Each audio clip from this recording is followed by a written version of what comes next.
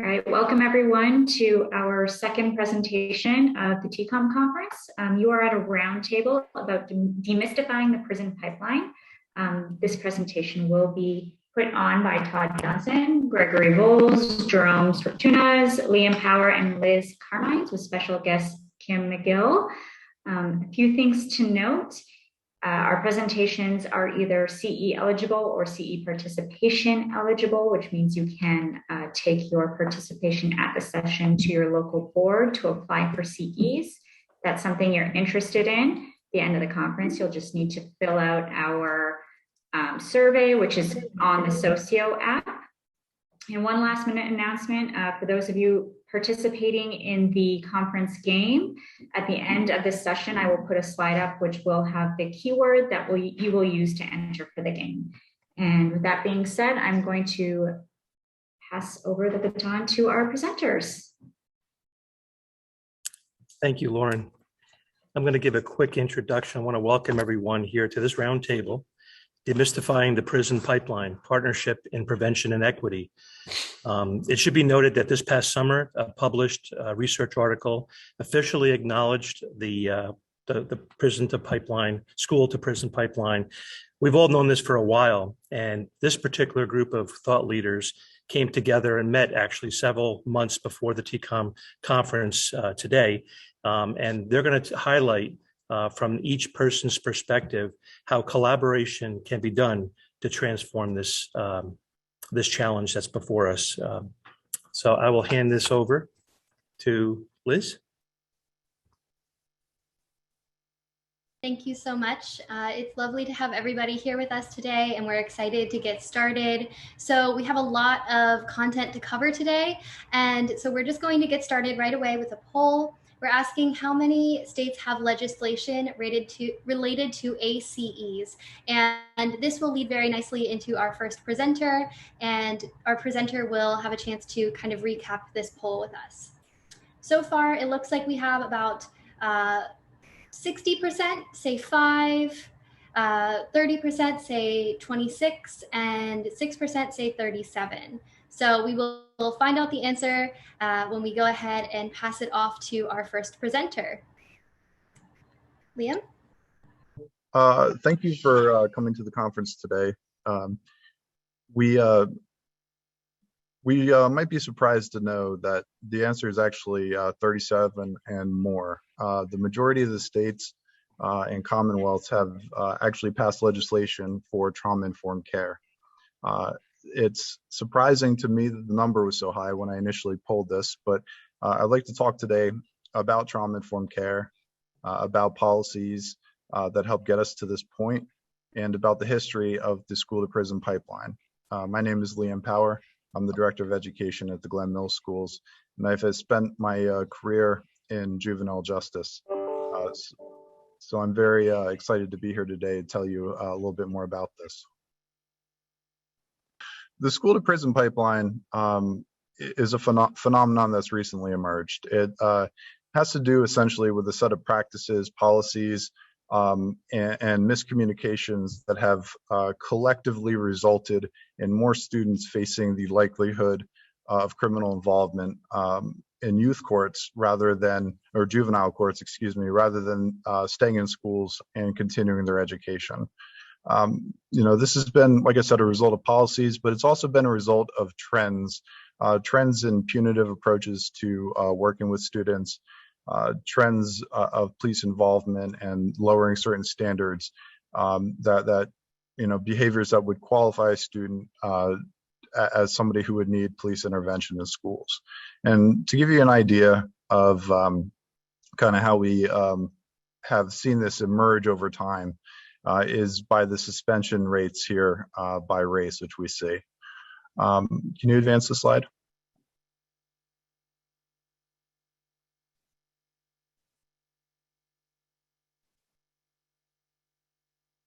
Thank you. So I will work through here because of the screen share issues that we're having, but essentially the origins of the juvenile justice system are where I want to begin and briefly give you an overview. Around the 1800s, 1820s, we were experiencing a major period of growth in the United States. We saw in prisons a commingling of youth and older offenders. The older offenders, obviously having quite a bit of influence over the youth, caused a lot of these problems to augment over time. And then we had other factors that were occurring at the same time: an industrial revolution, changing family status, and the fact that as the population swelled, there weren't as many jobs as there were people that needed them. Please advance. What we saw around the 1820s, the 1840s was an incredible population swell in Philadelphia, for example. And these population swells were occurring all over the United States, but I'll focus on Philly for the moment. Nearly 90,000 people in 10 years. And so as these manufacturing jobs decreased, the population increased, as I said. Fewer kids were able to go to school because they became a source of financial security for families, for kids that were able to get jobs. And we saw both an economic gap and an education gap widen, which is characterized by the second photograph here of the younger, poorer children looking at the wealthy children to the left. Next slide, please.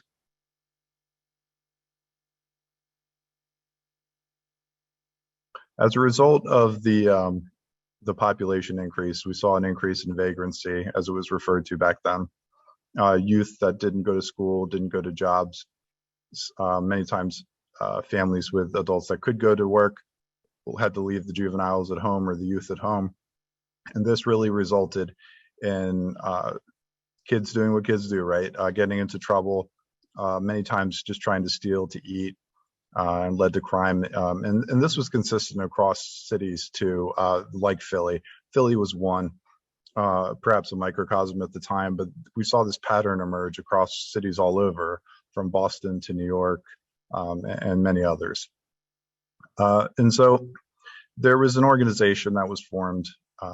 There was actually several of them, but the gist of the organizations were that they were trying to do something in the spirit of Puritan and Quaker values to alleviate what they saw as the suffering or the vagrancy that was occurring all throughout their cities. And so in 1825, New York established the House of Refuge. The House of Refuge was essentially the beginning of what became known as the Refuge period in the United States. And houses of refuge popped up all over the United States in cities like Philadelphia, Chicago, Cincinnati, New York, and many others. Next slide, please.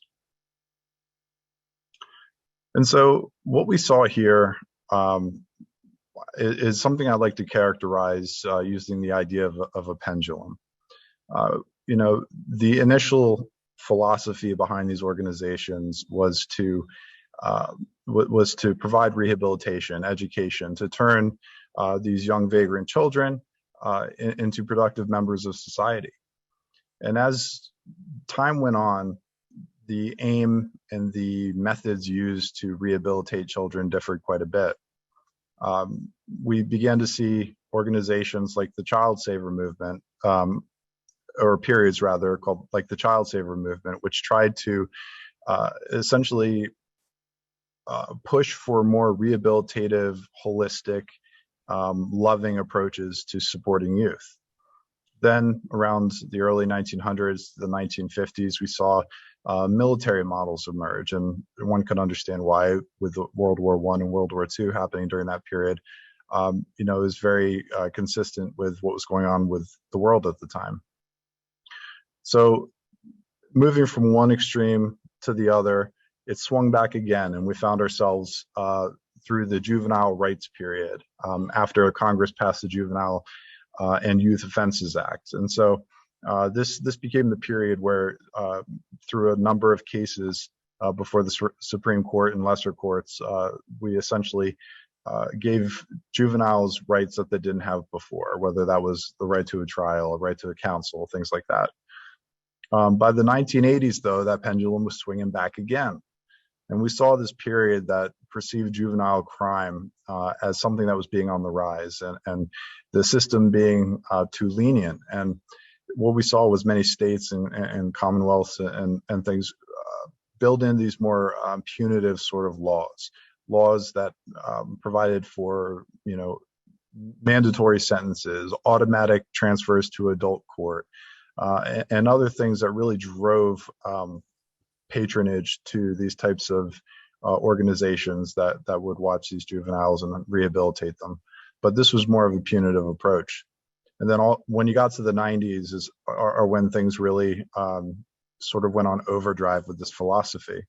What we saw was the super predator movement. If you can imagine calling kids, from the lens of a 2021 living individual looking back, we call them super predators, right? The idea that youth that fell into this class were youth that were committed to a life of crime, no hope of change, right? And so this supercharged commitments to juvenile detention centers and other areas. Next slide, please. And so this was an animation that swung back and forth, kind of illustrate the idea of a pendulum. But to your left, you saw your super predators, and then all the way to the right is where you saw, the priorities and the understandings of juvenile crime start to change. In 1997, as the pendulum sort of reached the bottom, there was an attempt to take a more restorative approach. And this was fairly new. And these restorative models kind of prioritize making amends with offenders and their victims, supporting the rehabilitation of youth, community protection, and some of these other sorts of phenomenon. And then as that pendulum swung all the way to the right-hand side, we saw trauma-informed care begin to emerge. And this is really where we started to see the science of trauma, the effects of trauma on what we call neurotypical development. We don't use the term normal development because normal is a very subjective sort of term, but neurotypical kind of highlights what the average brain experiences in terms of growth for males and females, and from young people to folks in early adulthood. People-serving entities really began to rethink how it is that we need to treat individuals, how these delays in neurotypical development really impacted the likely outcomes, and how we could do more to fill the sort of gaps. And so what we saw by 2020, and this is what the poll was referring to, many states were passing legislation that took this trauma into account. So we ask ourselves, what is trauma-informed care? If you could advance the slide, please. So I'd like to take a moment to kind of explain some of the neurobiology. I'm by no means qualified to give more than an overview, but as neurons fire, they create these pathways, much like a hiker, cutting through the woods on a piece of track with no path at all, right? Initially, you're cutting through. It's difficult. You forge ahead, but the people behind you have an easier time of getting through on the path you made. And eventually, this well-worn path becomes a road. And that's the idea of these neural pathways. And so, as these neural pathways develop, they connect sensory experiences, experiences from memory, and others, and they create these neural networks in our brain. And our ability to change these neural networks is referred to as neuroplasticity. The thing with neural pathway development is that for traumatized youth, this neural pathway development is extremely profound, extremely quick, and very, very difficult for youth to hop off of those neural networks, or ideally completely rewire the way the brain responds to those sorts of stimuli. In a lot of cases, traumatized youth, these neural pathways were developed as sort of a maladaptive response to what was perceived as a life threat. So essentially, the youth were scared for their lives. One can imagine how this might play out, right? A shooting in the street, somebody's friend dies, a parent being incarcerated, protective measures that you have to put in place against abusive family members, and so forth. And so these maladaptive responses are our brain's way of protecting ourselves from perceived death. Next slide, please. The brain develops from the inside out and from the bottom up. And so the very beginning of our development in utero begins with the brainstem, the midbrain, and the limbic system. It's not until after birth and all the way up through to what research is now showing into our early 30s that our cortex development, our executive functioning, if you will, is fully realized. And so, well, okay, what does this mean? Well, when we're living in a state of fear or chronic fear, we're living at the brainstem, right? We're living in the reactive phase where there's a perceived threat of imminent death, right? We are working at the lower ends of this complexity. In those moments where we feel our heart racing, we feel our breathing, we feel the need to stay alive. What we're not thinking about is what we're going to do tomorrow or the answers on our homework, right? That's more executive functioning type neural pathway work that can't happen when you're living in those lower brain systems. And so our ability to become more resilient, also known as the neuroplasticity or the just general plasticity of the brain, changes based on a number of factors that we're going to talk about. But it's important to know that the higher order thinking skills, the cortex and high limbic functioning can't occur while we're in constant state of fear. And so this is true of students in school. It's true of adults in workplaces like the ones you're in. And it's true of all of our family members, no matter what age you might be. Next slide, please. As educators, we might understand concepts like Maslows and Blooms, educational concepts that try to optimize functioning in the school environment. It's not until you put them side by side and you draw parallels between the two that you can really begin to appreciate the impact of trauma on educational functioning. You know, if you're looking on the left and your physiological and safety needs are not met, you know, you're working in the lowest taxonomy of Bloom's, barely being able to remember or understand what it is you're learning. You're not able to pass a test. You're trying to stay alive in your brain, and that's what's going on physiologically. But as our physiological needs are met and we begin to feel safe, we begin to feel like we belong. Our self-efficacy and self-esteem are built by healthy relationships around us. We really begin to understand what we're learning. We begin to apply what we learn in creative ways and to be able to evaluate.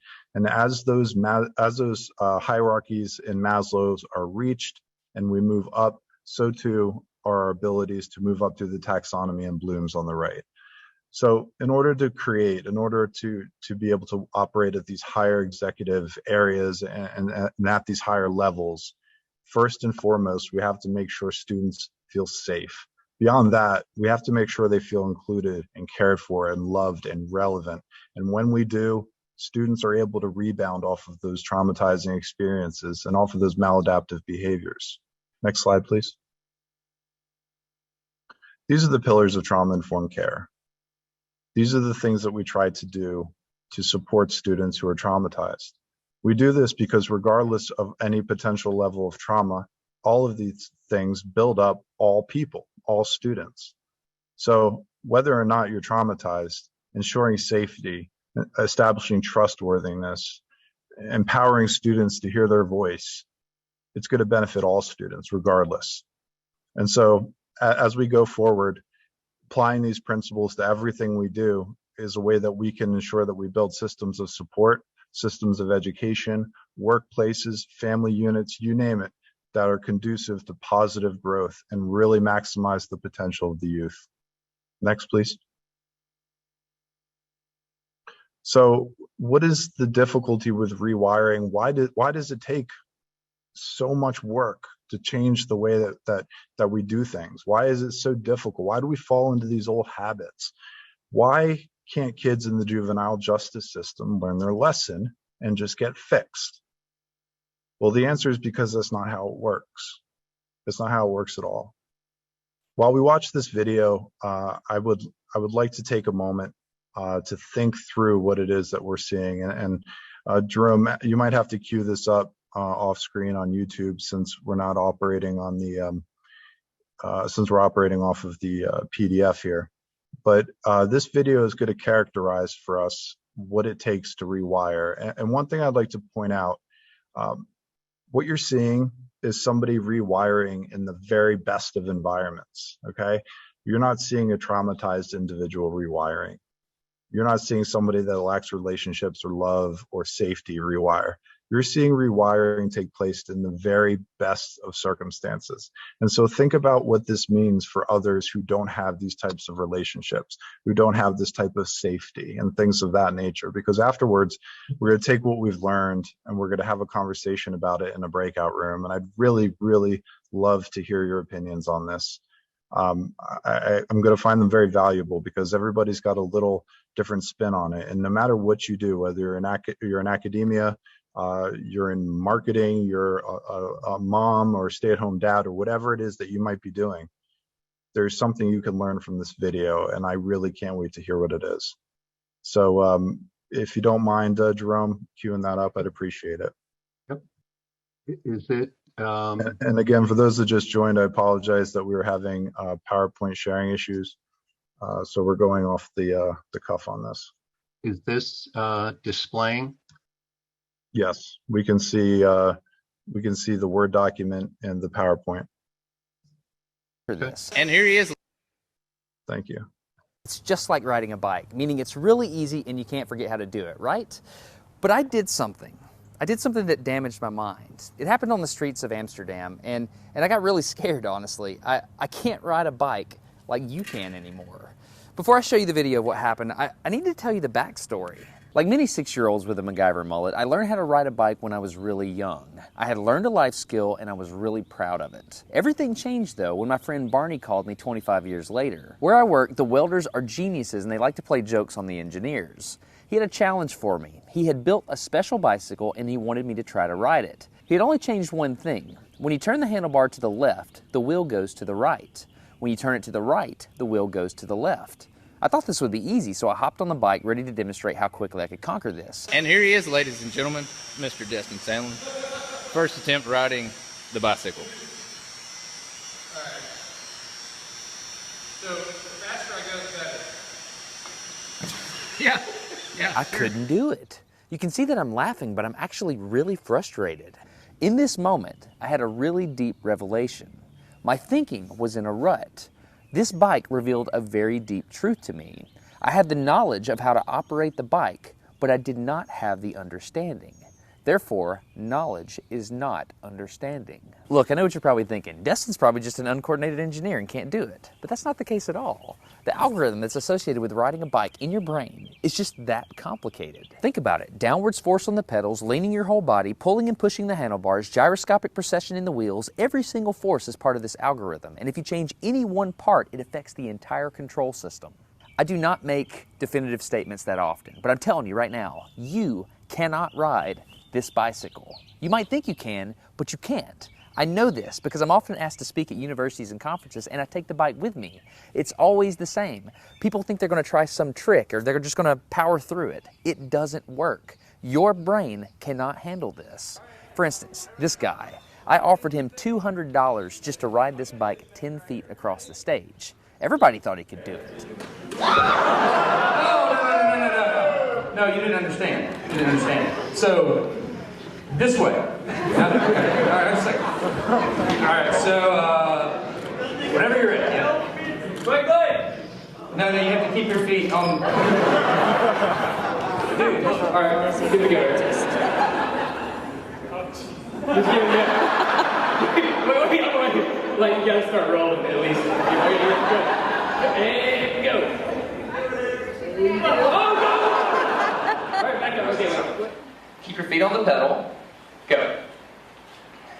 Go right on.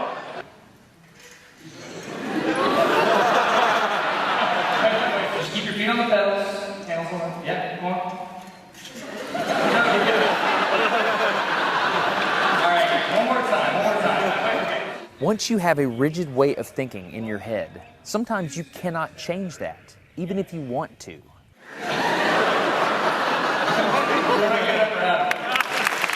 So here's what I did. It was a personal challenge. I stayed out here in this driveway and I practiced about 5 minutes every day. My neighbors made fun of me. I had many wrecks, but after 8 months, this happened.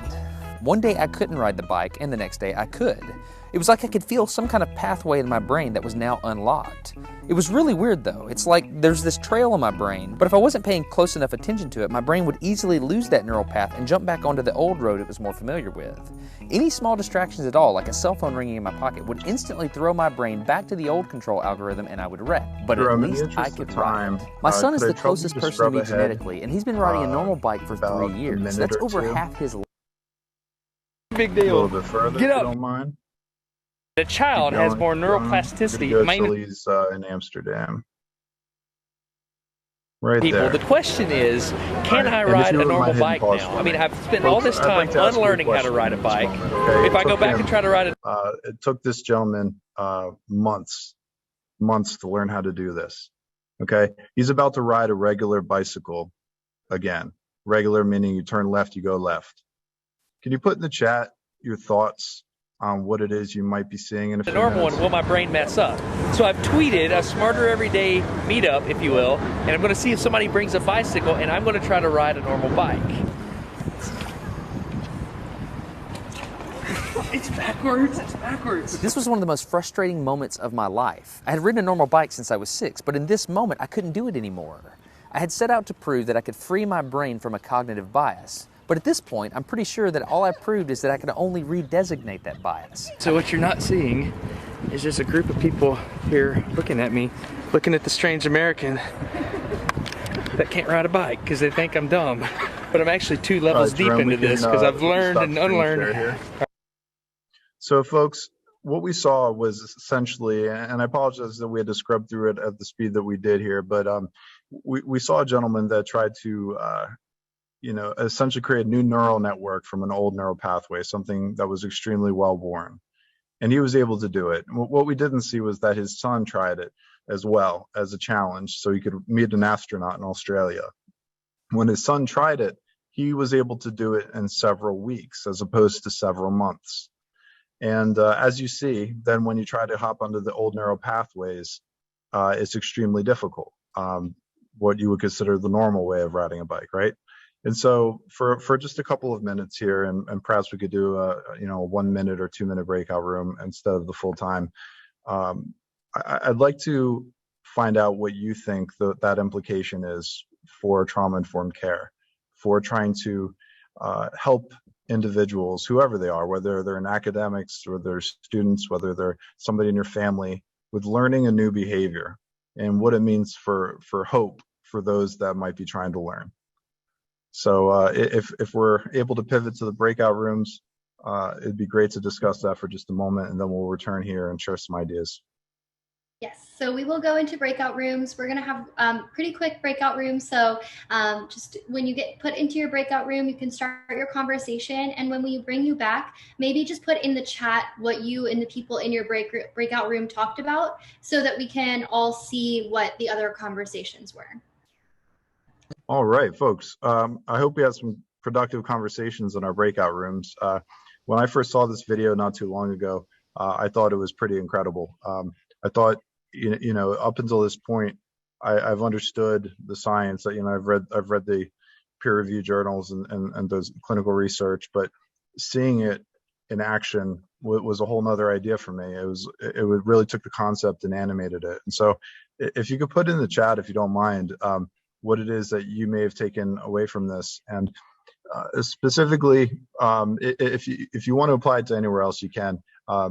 Of most interest, I think, for this topic is how this can be applied to rehabilitating youth and avoiding, the school to prison pipeline phenomenon as much as we can. Unlearning is tough, absolutely. Unlearning something is difficult. Relearning something else, which occurs concurrently, right? In this case, is extremely difficult. And once those neural pathways are worn, hopping off is difficult. Roxanne, awesome comment. Yes, there's a lot of hope, right? Especially with kids, because the more neuroplastic you are, aka the younger you are, the higher the likelihood that you're going to succeed, the higher your ability in terms of your actual brain structure and your developing brain.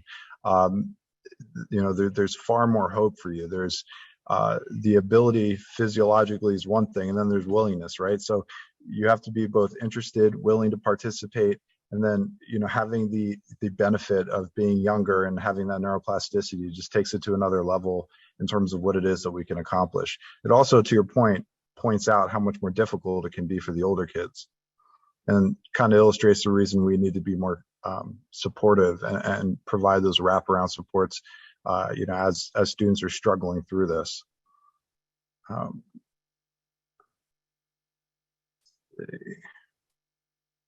Yes, it takes repetition to change difficult things. Absolutely. The same sorts of repetition that occurred during the creation of those initial neural pathways definitely has to occur to rewire them, reroute them. And one more. Depending on when the pathway is created, the intensity and duration will determine the difficulty of rewiring. Absolutely. A neural pathway that's born from trauma, that's a deeply rooted maladaptive behavior designed to save your life, is going to feel extremely odd to try to turn into something else, right? To reconnect to other adaptive responses instead of maladaptive responses. It's a very profound insight, and it's absolutely correct. Especially when those traumas occur as a result of a trusted caregiver, the results can be devastating for children, truly devastating. And when you have, acute trauma, especially if it's repetitive acute trauma by a trusting caregiver for a younger child, those neural pathways are deeper, more strongly connected, and the coping mechanisms that they've produced are truly ingrained as a need for that child. So thank you all very much for your feedback in the chat. Thank you for your time. It's been an honor to speak with all of you, and I'm excited for my colleagues who are going to discuss other ways that we can support youth that don't involve a punitive approach. And so I'll turn it over to Ken. Thank you very much. Yeah, thank you. Thank you, Liam. Yeah, Todd, we'd like to find out what you've been doing with scans and tell us what SCAN stands for.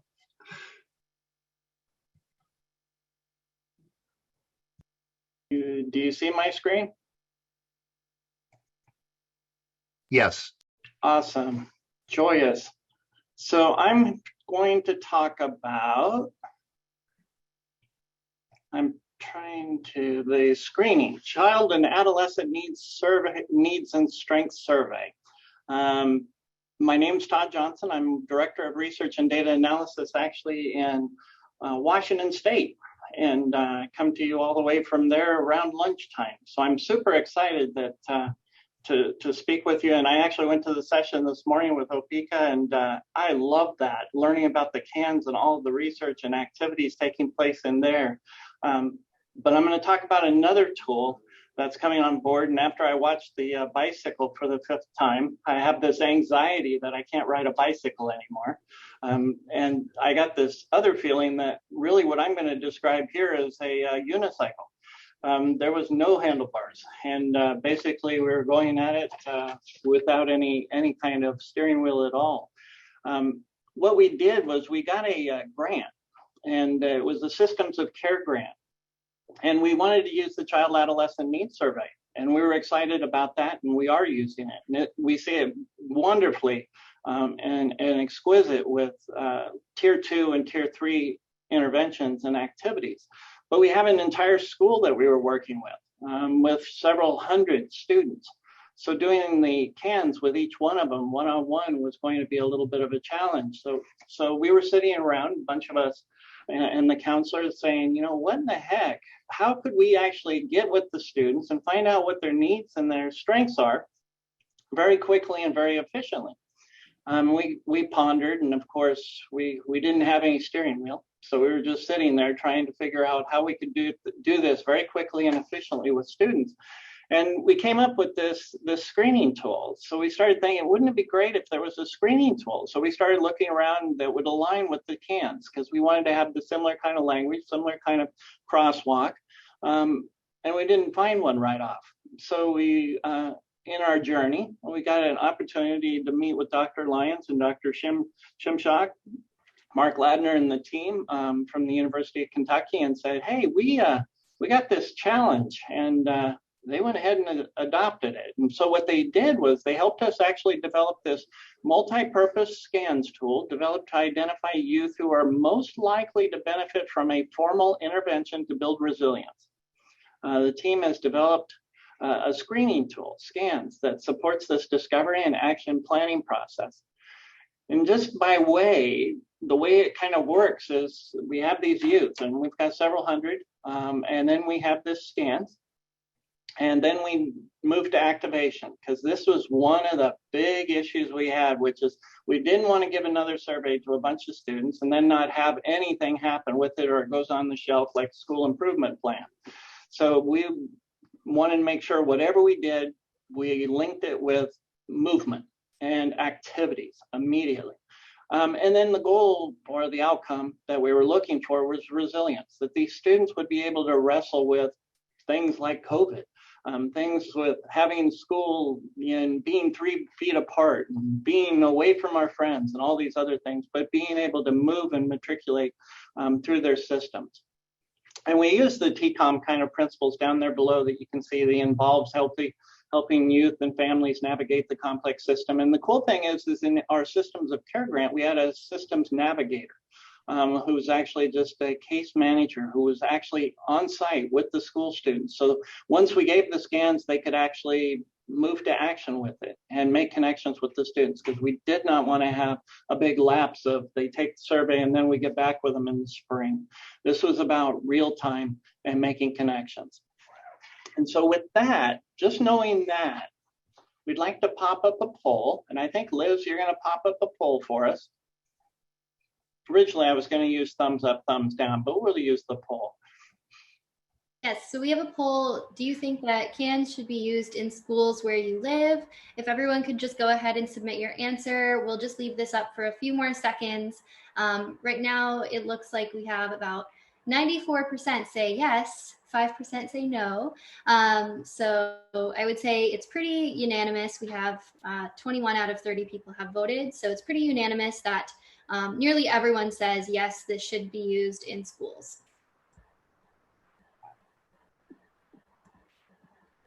Okay. Great, thank you for taking that poll. Kind of a confirmation to me of riding my bicycle. I'm not very good on it, and I'm trying to get some steering in it. So one of the things that we did, Dr. Lyons and Dr. Shimchak, they actually went to work for us and said, let's pull out, using communiometrics, out of the big cans, some items that could help us actually work with our students and identify their strengths and needs.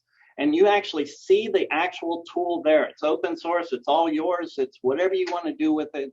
This is it, and this is what we've been using. And we used it last year in a health class, and they were learning about suicide, and we had them actually do this before the activity, and then they finished and filled this out. And then after the class, we had students who actually identified areas that they were interested in, were connected with counselors and with other support staff right away in order to get them connected to the things that they were interested in from that class. And some of them were just groups. So like extracurricular activities, we actually got them lists of the different curricular the activities, sports and events and other activities in the school that were available to them, and started making connections there. Same with student leadership, opportunities there. The communiometrics reminders, again, there's 6 principles in regards to the key for me was there's just 2 or 3 really big ones I needed to have. And Dr. Lyons and his team really came through with helping us identify that. One is it had to be relevant. That we didn't want to have a whole bunch of items just to throw at the students and get feedback that we weren't going to really use. So they really needed to be relevant and tied to the students. The other one was it needed to really be actionable.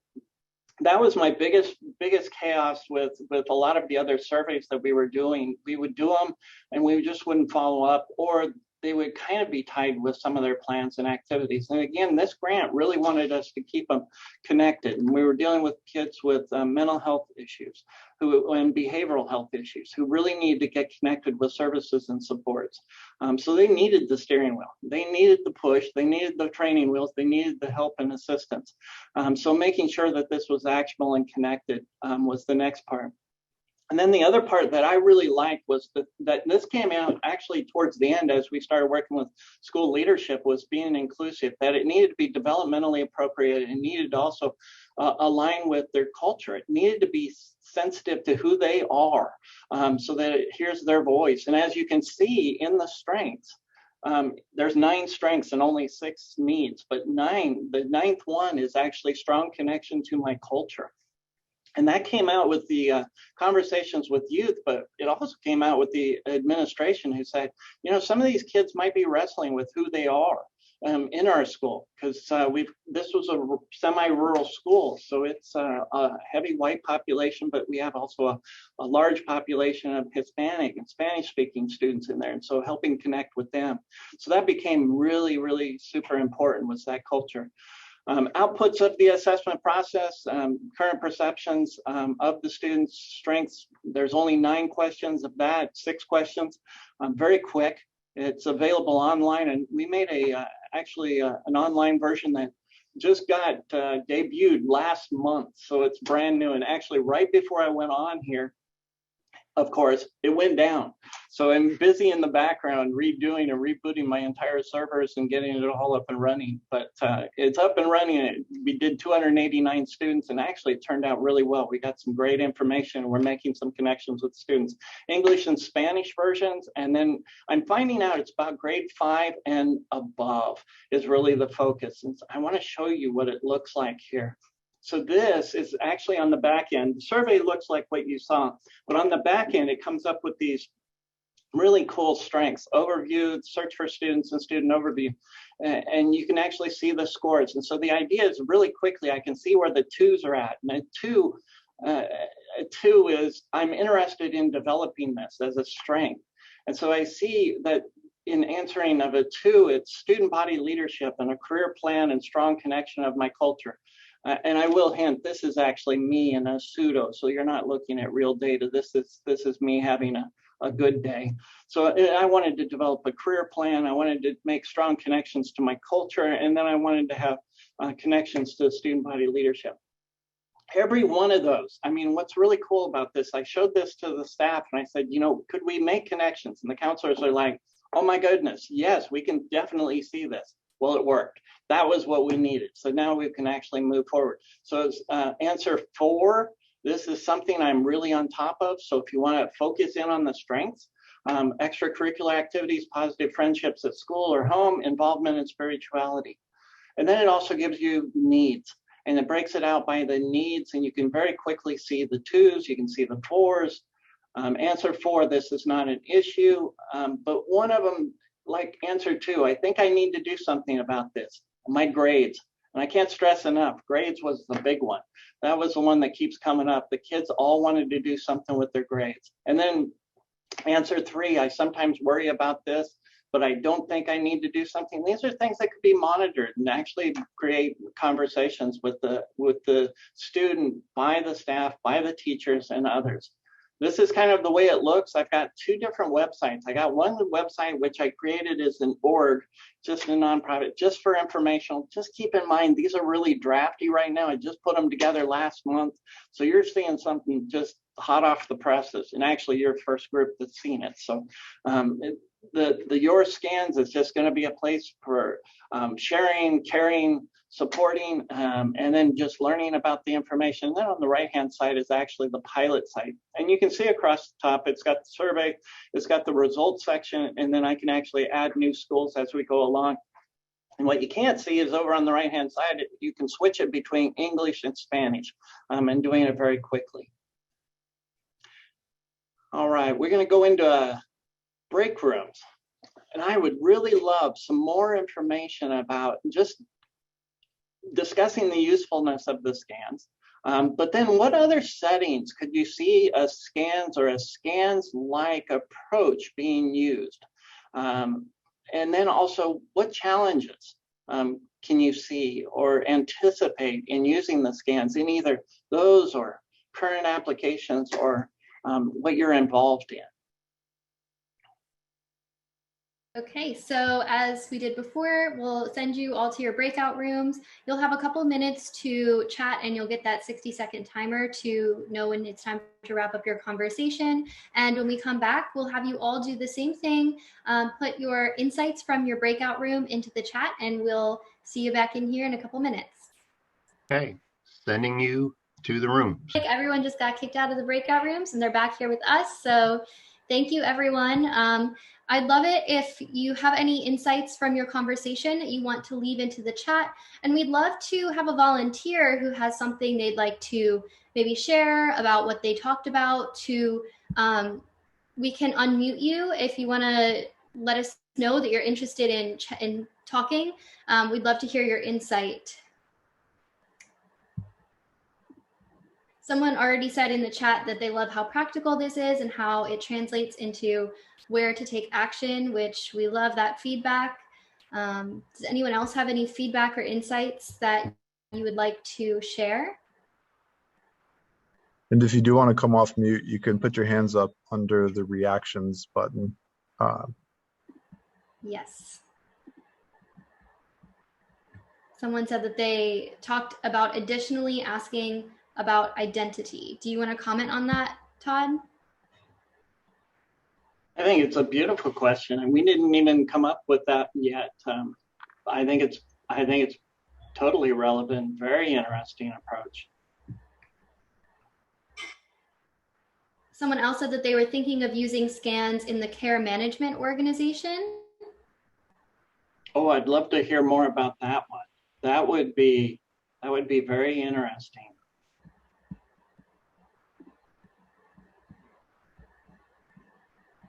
We have quite a few comments. I'll just keep reading them out so that everyone can see what's going on in the chat. Someone said that the at-home questions don't always come up in regular conversations, so scans is a great way of letting kids talk about those issues. Someone said that the care management organizations work with youth with behavioral and mental health challenges.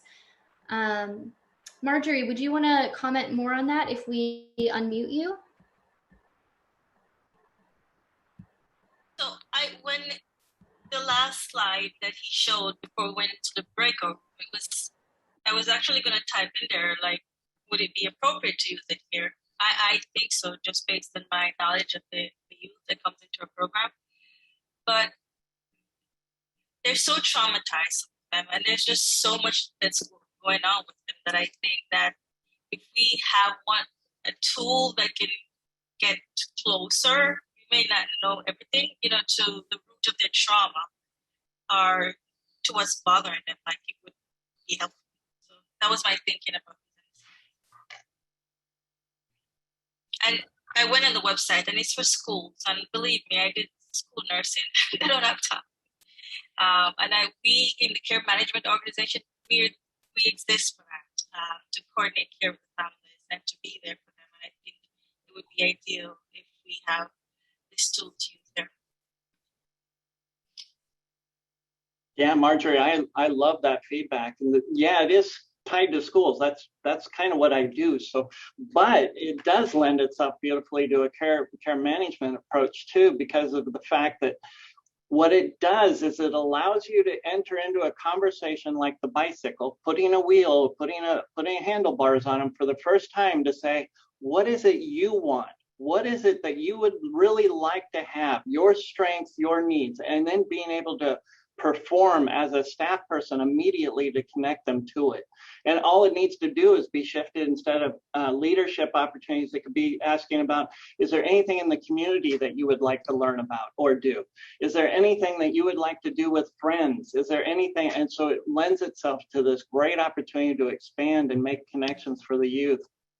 But really about the support staff, making sure that they follow up and make sure that they are supportive to the youth. So just like turning the bicycle left or right, it's like all of a sudden the adults are listening to me in my world. They're not just creating this sense of chaos around me that I can't figure out what it is. So I have a behavior so that I can actually calm it down or be put in a place that I understand. And so now all of a sudden it's this great acting out. When I say I want to do this strength, all of a sudden it happens. Or if I have this need, all of a sudden somebody follows me and actually pursues it. Then the cool thing of that is, and we haven't done it yet because we just started last month, is looking at it over time. So you can do this quick little scan over time and then start plotting with the students, the youth, the foster care or whoever, about how they're growing and how they're changing and how their needs are actually shifting. But then as a larger group, and as Opeka was looking at the data and the big data for the cans, it's like now all of a sudden you start looking for trends. You start looking for how things are actually laying out and the strands of where things are linking. I mean, just a lot of potential there. So thank you, Marjorie, and your team. I appreciate that feedback. There's actually quite a few questions and quite a bit of conversation happening about this in the chat. Some people gave good feedback that it would be great to use at school transition times. They asked questions about how to get the schools to do this, how to get the guidance counselors involved. So we can't spend too much more time on this topic, but Todd, do you want to make a comment on that question? So two things. One is we did it in a school and it was great. And we had one problem. They don't allow certain websites to be accessed. And so that was my first thing, was accessibility. And then the other one was that we had it was a bilingual program in school. And we had to make sure that the Spanish was there, and then it was grade 5th and it worked great. If you're interested in it, just reach out to me. I would love that, to have a further conversation about schools and how we actually did it.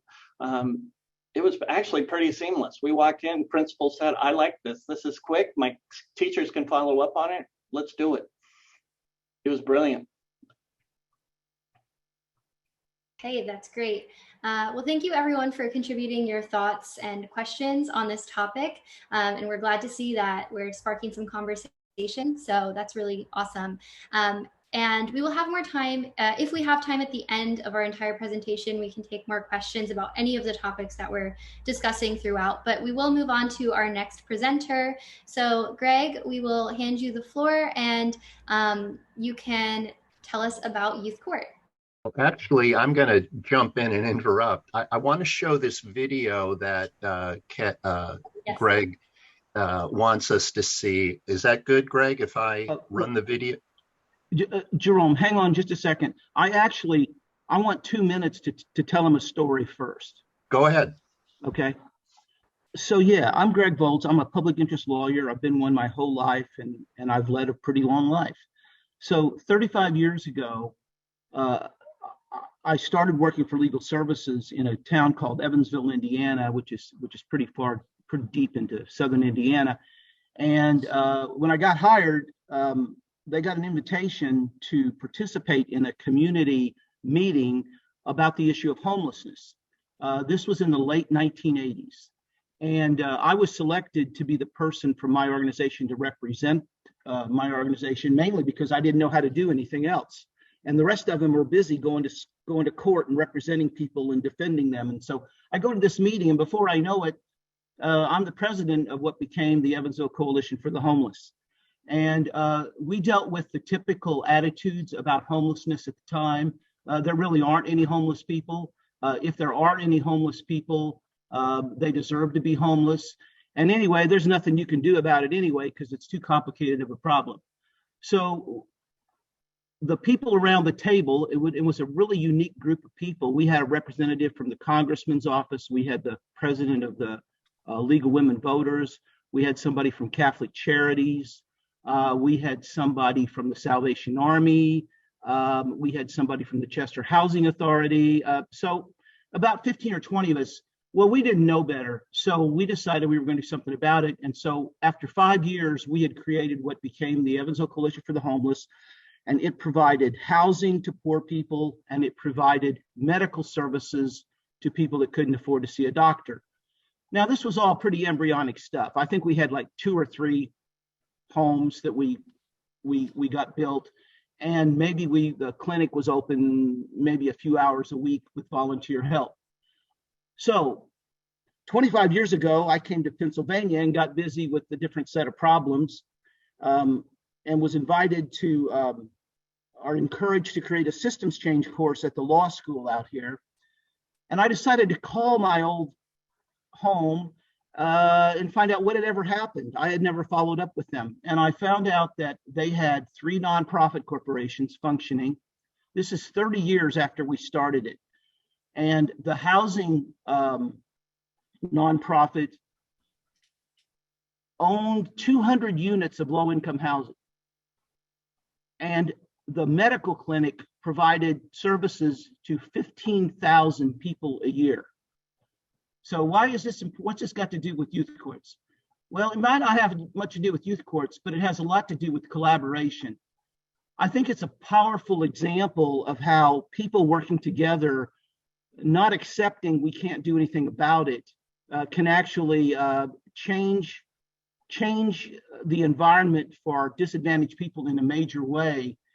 So I wanted to just say that because it's a focus on the collaboration aspect, which is, I think, is what is needed, is to get a unique group of people that trust each other, that like working with each other, and have a common vision. So with that, I'm ready to start talking about youth courts.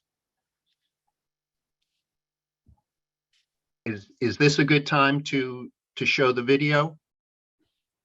Yeah, if you can put it up. Yep. Okay. Just one word. These are fifth graders at a school right outside Philadelphia.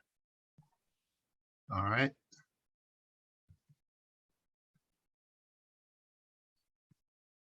And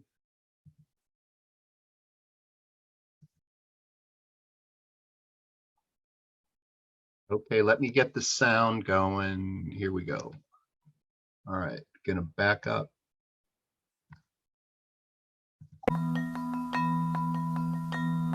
Youth Court is a program where kids who have done something wrong and they have admitted to their guilt, we can help them and figure out why they did it and what they can do to fix it. We're like trying to make it so they won't do it again, because the school district seems to like find that just regular punishments aren't really helping. You could be there with like your peers instead of like getting a lunch detention, a morning detention, or getting suspended. The youth court is a restorative practice that it's been used in middle school and high school. Upper Darby has asked Garford to trial this year and see how it works. We did it about once a week.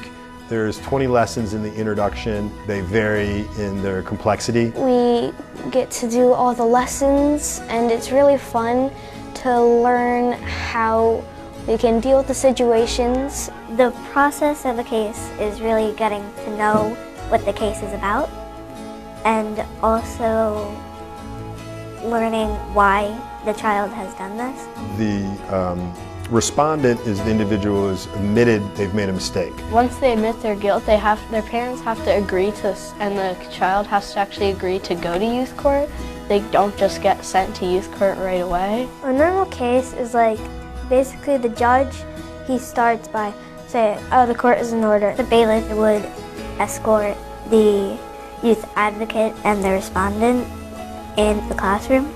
The youth advocate is always defending the respondent, and the bailiff reads the facts of the case. When the bailiff tells us to stand, we put our right hand, and then we all do like our pledge. In the script of youth court, what happens in youth court stays in youth court. It doesn't go out to the recess yard. Swear or affirm that everything I see or hear, in youth court today, shall be kept secret. And the youth advocate will write an opening statement to say, like, I hope you ask good questions and make a good consequence for them. And then the jury gets to questioning. Jury is, of course, very important. The entire rest of the class is part of the jury. We try to figure out why they did it, who they harmed, and how they can fix it. So the first part of questioning is the fact questions. Fact questions is to get down to the bottom of it. And then we move on to the harm questions. Who was harmed in the case? And then to the fix-it questions. And the fix-it question is the consequence. What are you going to do to fix it? They really, at the beginning, the first few mock trials, they stuck strictly to the questions on the sheet. We have a paper that has questions on it, and some of us don't like really use it. We have our own questions. They've learned how to adjust the questions to the situation, and they've done it enough that they know the process. Since we're getting used to use court, we don't really use that paper. Sometimes we bring it just in case we can't decide on a question, but really we don't use that paper. The judge is like the king of the youth court. Like, you have all the power, but then after questions start, the jury foreman has all the power. I was the jury foreperson, and my role is to run the jury, like choose who asks questions and make sure they're not repeating the question. The sergeant in arms tells the judge how many questions are left. We have a certain amount of questions to ask for each category, so that person keeps in charge of it. Youth advocate needs to listen and see if that question's been asked and answered, and the judge determines if that in fact has happened. And after that, they'll ask the youth advocate to say their closing statement, and then the bailiff escorts the respondent and youth advocate out of the classroom. We try to decide a good disposition is what we call it, like a punishment, but we don't want to use punishment. And you all vote on which one you think is better, and whichever has the most votes is the one that they will get to them. And then we escort them back in, and the jury foreman tell them what the disposition is, and then the court is over. We've gotten to the point where the trial is pretty smooth.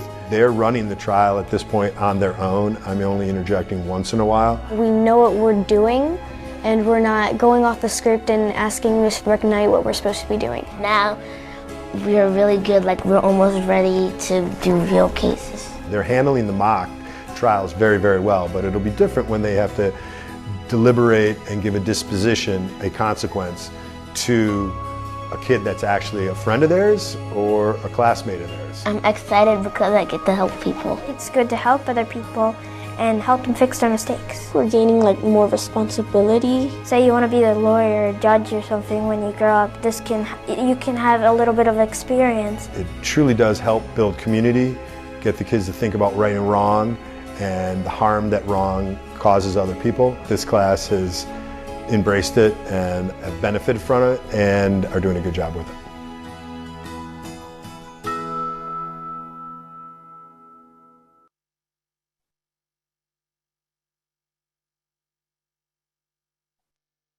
Right. We also have a poll to run. Is that good to do that? Yes. Why don't you go ahead and do that? Okay. All right. Is that coming through, Liz? Yes, I see it. So if everyone could answer the question, what do you think is the greatest challenge to implementing youth courts? The options are training students, staff buy-in, obtaining funding, and developing curriculum. And once we see some answers, Greg will share from his personal experience what he has seen to be the biggest challenge to implementing youth courts. So far, we have most people say staff buy-in. A couple people said funding. One person said training students, but the large majority of people are thinking that staff buy-in is the biggest challenge to implementing youth courts. So Greg, would you like to comment on that result? Yes, actually, it's a very bright group of people here because universally the problem is a buy-in from the school. And if you think the buy-in from the school is hard, wait till you try to do it in the juvenile justice system. There's even more pushback. Training students is really not difficult. I've got college and law students that can do this quite well. Frankly, I think sometimes they can do it better than I can. Obtaining funding is never much of a problem because many foundations think this is an exciting idea to create youth as resources, which is what I call them. You're taking kids a lot of times in disadvantaged communities that people think are a problem, and you're turning them into a solution for behavioral problems. And developing curriculum is not a problem. We have a couple of manuals that we've developed, and there's other manuals available online as well. So you're right. The problem is a staff buy-in, administrative buy-in. And that's not just my opinion. A year and a half ago, I was trying to write a grant to get some research, And I asked 20 people in the Philadelphia region that had done youth court training, and the answer was almost universal. I mean, I think there was 2 or 3 out of 20 that didn't say the problem is administration, which means we have to train the administration somehow. So, okay, I'm ready to move on then. Do we want any other comments at this time, or can I just go? Yeah, you can. Okay. So I hope you were impressed with those 5th graders. I certainly was. And if 5th graders can be that clever, that responsible, that caring, imagine what kids can do that are 8 or 10 years older. Because we have youth courts in middle schools, we have youth courts in high schools, and we have youth courts in elementary schools. I got started on this about 15 years ago when Edgar Kahn, a famous public interest lawyer, was actually making a time banking speech at Swarthmore College. And in the middle of talking about time banking, which is something that Jerome is going to talk to you about in a few minutes, he parenthetically looked at us. It was a room full of Swarthmore College faculty and a lot of lawyers. And he said, "Do you have any youth courts here?" And we all looked at each other and kind of scratched our heads and said, "We don't know what he's talking about." I did some research. I got some small foundation money. I wrote a few reports, and then I got lucky. I got almost a 4-year foundation fellowship with the Stoneleigh Foundation to create a model for youth courts, which we thought was going to be mostly in the juvenile justice system, but as it's turned out, it's been mostly in the schools. New York has youth courts mostly in the justice system and almost none in the schools, and Pennsylvania has the exact opposite. Different layers of resistance. I learned quickly about the school-to-prison pipeline, and I learned that youth courts could stop it or block it or slow it down, because what you do is you're giving the schools another opportunity not to call the police or not to suspend a kid. You're probably familiar that if you get suspended, and I don't have the research in front of me, I haven't looked at it for a while, but I think it's kind of universally accepted. You get suspended in school, your chances of graduating go down significantly. If you don't graduate from school, your chances of getting a good job decrease dramatically. If you can't find a good job, your chances of contact with the juvenile justice system go up considerably. So there literally is a school-to-prison pipeline. 15 years ago, people hesitated to call it that because it makes people uncomfortable, but it's the truth.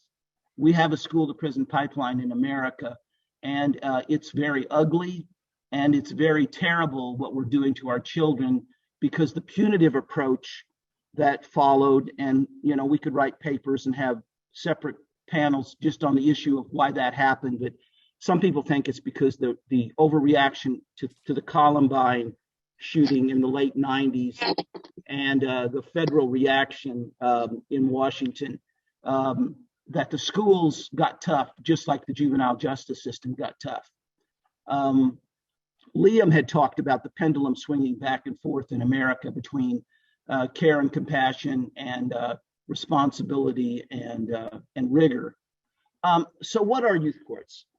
So basically, you train a group of kids to be a sentencing court. Normally, they're not an adjudicatory court. An adjudicatory court would determine guilt and innocence. That gets kind of complicated, more complicated than the resources usually allow. So youth court is for a kid who misbehaved, did something wrong, and will admit they did it. And what we found is that many kids, I don't know if most kids is the right answer, but certainly a large percentage of kids, they'll admit they did what they're accused of doing. They just think they had a good reason for doing it. So what a youth court does is a youth court allows them to come before a jury of their peers to present their case. They're represented by a student who's taught how to be basically a mini lawyer. They present the case, the jury asks questions for about 15 or 20 minutes. The respondent, which is what we call the person that got in trouble because they're responding to the allegations of misconduct, they then leave the room and the jury deliberates. And a well-trained youth court jury will conduct a hearing from A to Z in 25 minutes. As a matter of fact, I usually get pressured by my students who want to hold 2 hearings in one class period of 45 minutes. And I usually decline that invitation, but I've had some kids that insisted, and by golly, they did hold 2 hearings in 50 minutes, but I don't recommend that. We started doing this in the high schools, and when I started doing, after a year or two, I was doing it with freshmen and sophomores, and I thought, well, what's the difference between an 8th grader and a freshman? It can't be that much different, right? So I asked for and got permission to start a youth court in a middle school. And then when I was doing it with 8th graders, and we had no problem whatsoever, I decided I wanted to do it with the 7th and then the 6th. And a few years later, I got a grant to work exclusively with elementary schools. We've never gone lower than the 3rd grade, but if somebody wants to give us some money, we'd be happy to give it a try. I can tell you that teachers who have worked with me, 3rd grade teachers, have contacted me and asked me, would you do youth court again with my 3rd graders? Because they find the emphasis on respect and responsibility exactly the kind of things they're trying to inculcate in their children anyway. So they find a close connection between the youth court training and the normal curriculum. Why do youth courts work? I think they work because of positive peer pressure. I don't want to go off on this too much. Everybody's familiar with negative peer pressure, right? We're all familiar with being with a group of people and somebody says, let's do something, and you know it's wrong, but you go ahead and you do it anyway because everybody else is going to do it. Everybody knows about negative peer pressure. Positive peer pressure works too. You get a group of kids telling another kid you can't do that here. That's a powerful message. And that's the message that youth court communicates. So positive peer pressure is one of the reasons youth court works. Another reason it works is student ownership. If you think back to that video you just saw, the kids were basically saying, we own it. It's ours. We've got this thing figured out. We don't need the help of the teacher anymore. And kids like to be in control. They're just like adults in that respect. Another thing that, and I don't emphasize this a lot, although when I'm with lawyers, I do. They learn a lot about the justice system. They learn a lot about legal concepts and legal procedures. They learn about the ideas of fairness and treating people the same and giving people a second chance. All of those things they learn. But an emphasis I need to make is, apart from the disciplinary benefits, which it basically gives schools another way not to kick a kid out of school or to put a kid on that track. But those of us that do this all the time, we think the real message is going to be the day when we get research and can prove all of the academic socialization and civic engagement benefits of youth courts. These kids learn conflict resolution skills. They use the skills they learn in youth court to deflect conflict out in the halls in between youth court. Student voice, they learn to speak clearly, cogently, and persuasively. They learn critical thinking skills. They have to decide what to do with a student that got in trouble. A lot of times the adults in the building don't know what to do with that kid. And we ask the kids to figure it out, and usually the kids handle it, in my view, at least as well and sometimes better than the kids, than the adults in the room. An example of innovation is, I had a youth court once that they were 9th graders, freshmen in high school. We had just gotten done with all the training, and the students had their first case. And the first case was a pretty simple case. A student had gone into the teacher's lounge and had bought a Coke and had drank it. And when they came before the youth court, their defense was, yeah, I did it. Everybody does. Everybody goes in there and has a Coke when they want one. Well, the jury wasn't buying that. And so when they, and I did not sit in when they deliberated. I didn't know what the thinking and the giving and taking back and forth was. But when they came out and gave their disposition, I was kind of stunned, because what the sentence was, what the disposition was, that student had to go online and research the issue of trespass. and write a 2-paragraph statement and apologize to the teacher or the principal. I don't remember really what it was. The reason I was so taken back by that wisdom of that decision, I had never discussed trespass with these children, but they knew right away that that's what it was. So you get a lot of innovation, and the kids like to be creative. As far as how they operate, it's really pretty simple. It's just like a courtroom. One kid is the judge, one is the bailiff. You have a jury foreperson and a jury. You have a person that got in trouble, and you have their attorney. You sit them down. It helps if you have a gavel. It actually helps if you have a robe, although you don't have to have one. And we have a script, which is basically how the hearing is going to flow, the order in which people speak. That's how you train them. By the time they are well trained, they don't even need the script. And I think that's what these 5th graders were beginning to tell you at the end of that hearing. How prolific can they be? One middle school in Philadelphia one year held 125 hearings and reduced the suspension rate by 35% in 1 year with one youth court. Those of you that deal with the educational system are probably aware that truly disadvantaged neighborhoods with grossly under-resourced schools process hundreds, if not thousands, of disciplinary infractions in a year. So if you can have a youth court take 125 of them off the back of the assistant principal or the dean of students, that's very helpful. I want to check my time here. I think we're in good shape. I should mention restorative justice. You mentioned, did you notice those kids talking about helping another kid? They didn't talk about punishing another kid. They wanted to help another kid. And restorative justice is it's still a relatively new idea in the justice system, but it's the idea that you bring all the stakeholders together, the victim, the offender, and maybe the people in between, and you try to come up with a solution to just fix the problem. You don't necessarily want to punish the person that caused the damage, and actually sometimes helping that person that caused the damage is part of a good disposition. Help them figure out how not to get in trouble again. Help them figure out how to conform their behavior.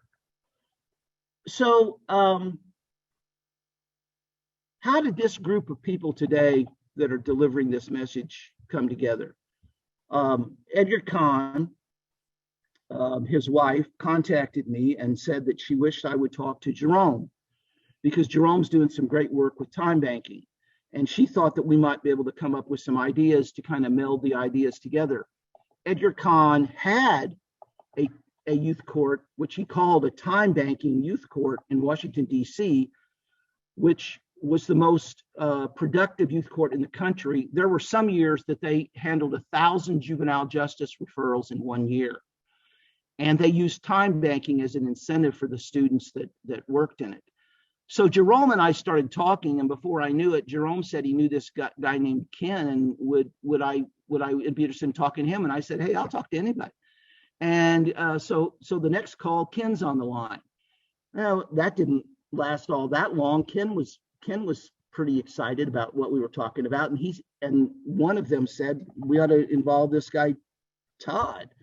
He's out in the state of Washington, and he's doing something cool with technology and positive youth development. So Todd came to the table, and I found what Todd's doing fascinating, and wish I could use it, and wish I knew more about technology, and maybe by the time I'm done talking to all these guys, I will. And then Liam got interested. Liam was working with me we're part of a trauma-informed education coalition in Pennsylvania, and he got real interested in youth courts because his facility is changing their mode of operation from what he calls a control emphasis to a comfort one, to help the kids. And I told these guys, hey, I think you'd want to hear what Liam's got going, because he's got an interesting story to tell too. So that's how we all came together. And I wanted to say that because it's been a really interesting experience for me. We all have a different skill set, but we're all trying to help kids. Where's it headed? I don't think we all know, except we want to keep working together. And I'm doing a webinar series on youth courts, which is open to the public. At least the first couple are. And the first one is tomorrow night, and it's free. And if anybody can reach out to me, I'll be happy to send them the registration link. It will last 60 minutes. And I think I'm done unless there's some questions or comments. No, you're not done yet, Greg.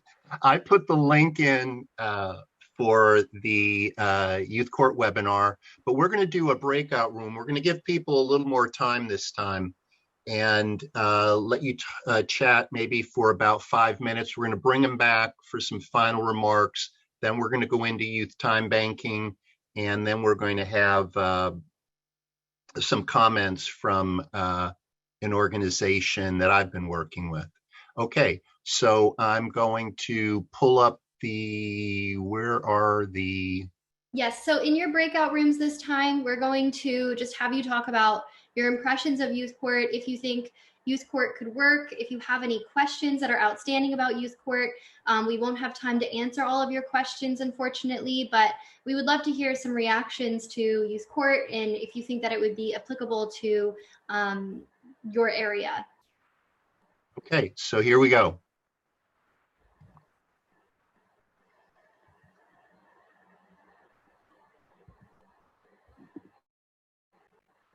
All right. And Greg, there is one question for you in the chat. So if maybe we could prepare to answer that question when they get back. Somebody asked if it could be if you could contrast peer mediation and youth court and talk about if there's situations in which peer mediation is better than youth court and vice versa. Oh, I can't hear you, Greg. I think you're muted. Oh. That's a very complicated question, but I do have some familiarity with peer mediation, and I'll be happy to take a stab at it. Okay, maybe Should just I do that now or later? Well, when they come back from the breakout rooms, that can be the first thing that you talk about while we give them the chance to type their reactions into the chat. Just a short and sweet answer. And are we able to put the link for people to sign up to that webinar in the chat? Jerome, have you done that yet? Yes, I did. I put the, do you see it in there? The one on trauma in schools? Yes, yes. Okay. Liam, that's the right one. Agree that, okay, thank you. Yeah, that was good to go. Yeah. And then if you like, I mean, we have some of the other, do you want me put in, what was it? I mean, they're all good resources. One was the trauma sensitive schools. Is that? Yeah, that link will take us to all the trainings, and at the top of the screen will be a specific link for youth courts, which will be the webinar tomorrow evening. Wait, I'm talking about trauma sensitive schools. That's safe supportive learning. Is that a good one to share, or just trauma in schools? Both of them? Yeah, I would do both. Yeah. Okay. Let's see. And then Trauma-Informed Education Coalition, that's the name? It is. Trauma-Informed Education Coalition. They have a really nice website, and I think you can get access to the link for the webinar there as well. I just put it in, yeah. So there's one link directly to the youth court and one to the overall site. Okay. And we're going to give them about 2.5 more minutes. It's an interesting, we have Ken McGill and Kevin Cespedes. I'm not sure if I'm pronouncing it correctly. He's from Jamaica. They're in the same room with Lizzie Kingman, who is doing an informal internship with me. Todd's there. I wanted Lizzie to meet Todd, so they'll meet. And let's see, Tavares is also in Jamaica. She's in a room with nobody I know. Kate Cordell is in the room with Marjorie Buffati from Jamaica and Richard Jones in Jamaica. So hope they're talking about bringing TCOM and scans and trauma-informed education, and they've already got some youth time banking there. So so we're doing good. So when we bring them back, let's hear from them. I'm going to keep my part short. I'm going to invite Marjorie Buffati to talk about the experience of youth time banking in Jamaica and hopefully express their interest about youth court and learning about it. And if it makes sense, Greg, if you want to mention anything about Nadia Williams' connection with Jamaica. So we've got some nice opportunity here to bring all of this into Jamaica. I think this is the first time Jamaica is participating in TCOM, and it's the first time that college students or young adults, college age people are participating who are not formally connected with a treatment providing organization. In other words, they're not employed with a nonprofit or government organization that works with youth. So that's a big deal. So that's Lizzie Kingman, Richard Jones, Liam. He is the young man who designed our Youth A.R.E logo. And Tafaris met Nadia during a meeting, a Zoom meeting. They're from an area, well, they're in adjacent parishes in Jamaica, their origins. Nadia's working in New York City right now with the mayor's office on criminal justice. Okay, let's see. What do you think, Liz? Do we? Yeah, I think it's about time that we start the 60 seconds. Okay, breakout rooms closing down. Okay. Get a minute. So we got a little feedback that the last one was too short. So the upside of that is they liked the breakout rooms. Yeah. And I think they enjoyed the polls, and the videos were, really, I think, stimulating, eye-opening, like breakthrough kind of ideas. Mm. So half a minute, 25 seconds. And Jerome, do you want me to answer that question about trauma, about peer mediation and youth courts, and then go to the responses, or do you want to go to the responses first? How do you want to do that? Liz will decide. I'll cue you up when they get back. I'll invite people to put their thoughts in the chat, and then I'll cue you up with that question. Okay. Okay, so we should all be back in town, I think. Welcome back, everybody. Hope you had a nice conversation about youth courts. We, again, would love to hear your thoughts. If you want to leave any insights that you discussed in the chat, you can put your questions, and we might be able to try to answer, but we definitely want to just see what your thoughts are on youth courts. We did have a question before that Greg will take a stab at answering. Just the question was about contrasting youth courts with the peer mediation model, and if there's situations in which it's better to use peer mediation versus using youth courts. So Greg, would you like to discuss that? Well, I'm sure there are situations where it would be better to use peer mediation than youth courts, but I'm not sure I'm qualified to give an informed opinion of that. What I can say is that one of the most persistently dangerous schools in the state of Pennsylvania had a youth court years ago, and I was approached by a young lady who had just got her master's degree and was on fire about peer mediation. And we tried to figure out a way that the youth court could use peer mediation as a disposition. So in other words, you would go to youth court, you would be adjudged by your peers. You would be given a disposition, and part of that disposition might be you need to sit down with a peer mediator and talk about your problem. In that school, which was just unbelievably under-resourced, we just didn't have the funding to do the training of the students properly, and so we never were able to give it a good shot. But I'm a fan of peer mediation. I'm also a fan of PBIS, positive behavioral intervention supports. I'm also a fan of circles. I think all those things have their place. How is youth court different?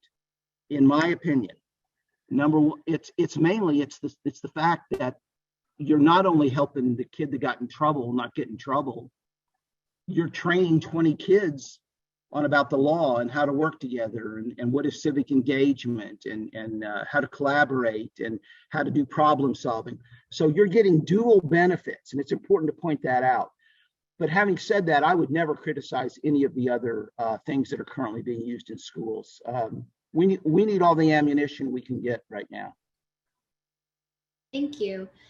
Okay, so we're going to wrap this up and move over to Jerome, but I really quickly want to ask you one more question that was put in the chat. Somebody asked, does youth court usually take place during class time, or does it function like a club that's maybe out after school or something like that? It can be either. What we have found, though, is normally it functions better if you either create a separate course called youth court as an elective, or you run it as part of your social studies class. Because after school, the problem is the track coach will call you and want to know where his students are, because many students have lots of other activities, and so after school didn't work as well. So it's better if you can integrate it within the curriculum. And we have found, at least out here in Eastern Pennsylvania, once you can get the administrators to pay attention to you, they'll usually find a way to integrate it within their curriculum. Awesome. Thank you so much. Now we will transition over to talking about youth time banking with Jerome as he queues up his presentation. Hey, I'm not seeing it. Is it sharing? It's just a blank screen right now. Well, it's got like stripes on it, but. Okay. Let me try this. Oh, no, I understand. Okay. Is it sharing now? Yes. Okay, thank you. Thank you for joining the session with us today. I learned a lot that sunk in more deeply from my colleagues, Liam, Todd, and Greg. Here's 3 questions that I will never forget the answers to them. What do you want to be when you grow up? Alive. What's your hope for the American dream in your life? It's that in the morning when I go outside, I don't get shot.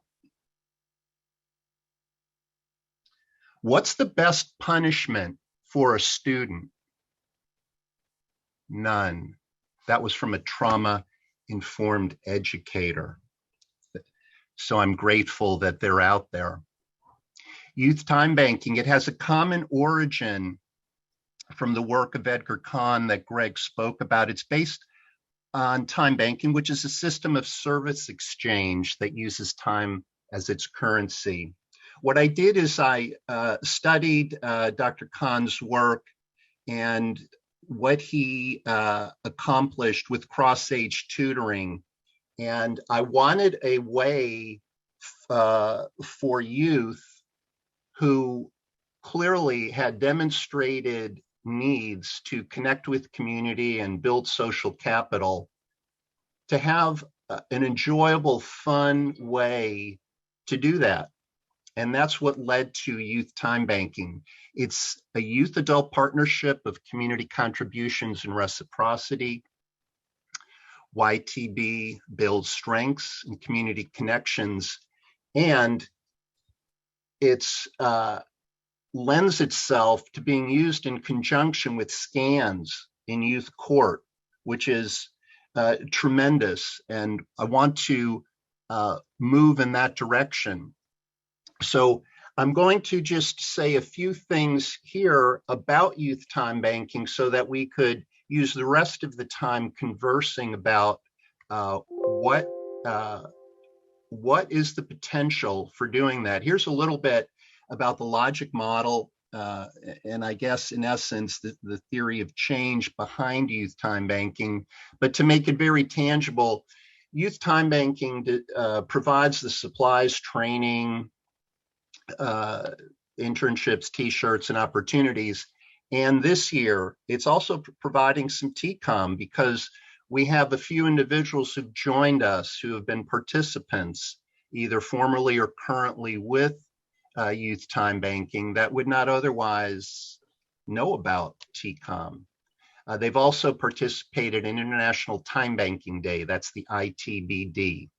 What we want to do with trauma-informed care and with scans, and with youth court and with youth time banking, any of these strategies, approaches, understandings, we want to transform our perception of youth such that we no longer view them, or we don't view youth as problems or objects, but to see youth for who they are: assets, resources, energy. And that's why that is our graphic for this session, which is, you see here in the upper right, and that was designed by a person who has been involved with youth time banking. Youth time banking is based on time banking, which has 5 core values, and so they're represented here. Youth are assets. All work is work. Some aspects of work are fulfilled in paying jobs, but there's a tremendous amount of work, which is referred to as the core economy by Edgar Kahn, that occurs in our life. Reciprocity is the positive upward spiral of paying it forward, giving and receiving. Social networks hold us together, and they're formed by participation in a network of community and time banking, along with respect, that we work with people where they are.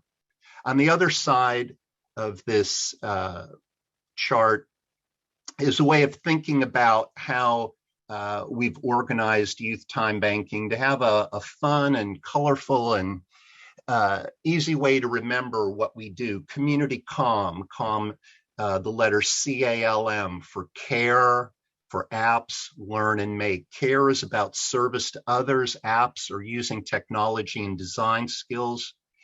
Learn is for community literacy and connecting. Make are things we can build.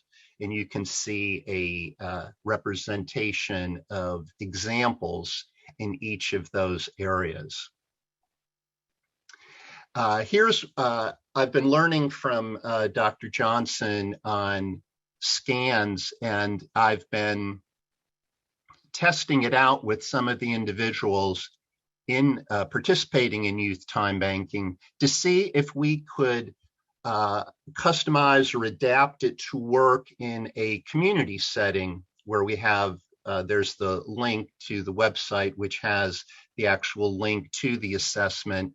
And this is how we have the youth who've been testing it have recommended that these categories, these items made sense to them, and they felt comfortable, and they think it can work in their community to respond to these on a monthly basis or so. I want to show you some pictures of some of the young people and some of the projects that we have going on with YTB Community Com. In the upper left here is Community Garden. This young woman here in the top center, she's in Florida.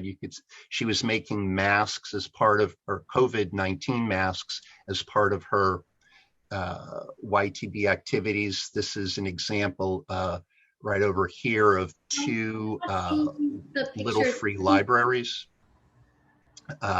one in Jamaica, one in Canterbury. Here's some signs we put together. We had training on knitting and crocheting and some of the extraordinary results of a few of our members who are quite good at it.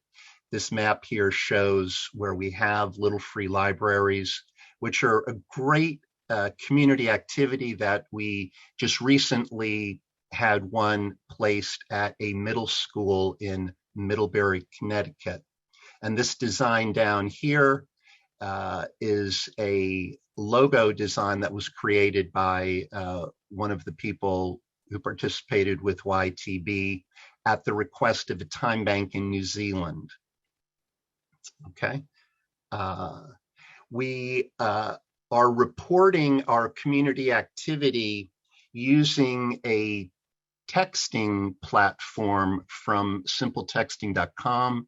Their product is a cloud texting platform, and they felt that our approach to using it they had never heard of. And so they wrote a story about it. Liz, or if someone could put that link in the chat. So it was pretty exciting for us to be have a story about what we were doing. From talking with the youth and YTB being a youth adult partnership, I understood clearly that the youth did not want to spend a lot of time on administrative burden or overhead for reporting. So I asked them if they would simply send a text message to report their community activity that would tell the number of minutes they did something and a few words on what they were doing. They said, sure, happy to do that. So I was able to put together using some visualization tools that would capture that information and represent how much time, how much participation, who's doing what, where, and so forth. So that's pretty interesting. This last part here that I want to comment on is we've had a connection through the good fortune of my prior work experience with Marjorie Buffatti, who is the head of a youth organization in Queen Heights, Jamaica. And through conversations with me and our joint brainstorming, established YTB Jamaica, a youth adult partnership that builds strengths in community connections and can also be used with scans in youth court. I want to ask if I'm going to stop the share here and go back out to the to our group and ask Marjorie if you would tell us your thoughts on the potential that you recognize for what we have discussed in our session here about youth court, about scans, trauma-informed care, and youth time banking. And please share with us what your hope is for what can take hold in Jamaica.